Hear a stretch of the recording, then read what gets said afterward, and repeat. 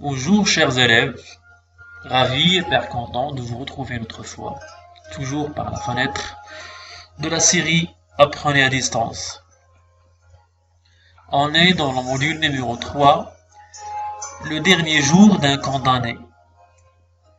Chapitre 6, catégorie ciblée, les élèves de la première année du bac.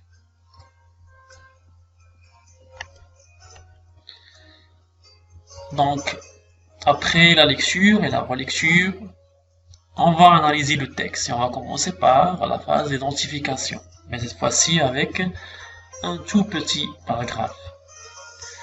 Donc, le dernier jour d'un condamné est un roman à thèse de Victor Hugo qui est publié en 1829. Situation du passage.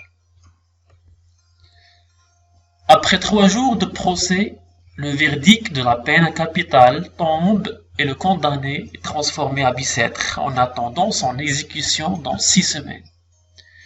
Familiarisé avec l'idée de la mort, le condamné essaye de s'intégrer dans ce milieu carcéral qu'il accueille avec douceur au début, mais qui finit par se confondre avec les autres prisonniers en apprenant le jargon. L'énonciation.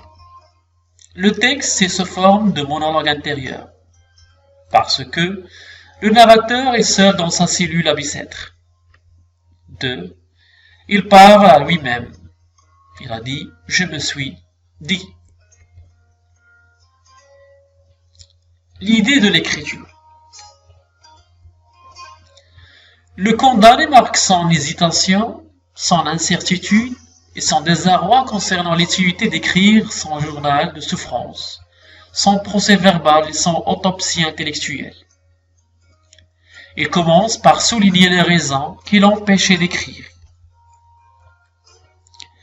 Parmi ces arguments,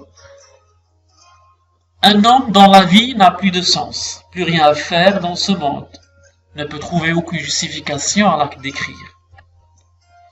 Le cerveau d'un tel homme ne contient rien qui mérite d'être retenu. Mais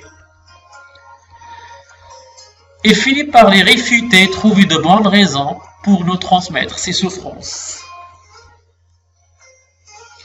Tout d'abord, parce que l'écriture est pour le condamné à mort un moyen de distraction, seul moyen d'en moins souffrir, c'est de les observer et les peindre m'en distraira. 2. Parce que les souffrances du narrateur constitueront une matière féconde pour l'écriture. C'est trouvé dans le paragraphe « Il y aura bien » jusqu'en cri. 3. Le condamné écrit pour donner une leçon à ceux qui condamnent. 4.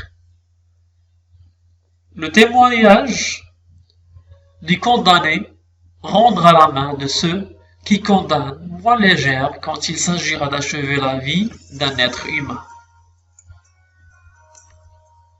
Les figures de style. On trouve tout d'abord la synecdoque, de jeter une tête qui pense. 2. La personnification, cette idée fixe qui me possède. Et 3. La périphrase, la chute verticale d'un couteau triangulaire. Conclusion ou bien synthèse. Encore une fois, nous assistons en tant que lecteurs aux réflexions du condamné, qui ne pourraient être que celles de Victor Hugo, surtout lorsqu'on compare ses propos avec ceux du condamné. Donc, au revoir et à la prochaine, Inch'Allah.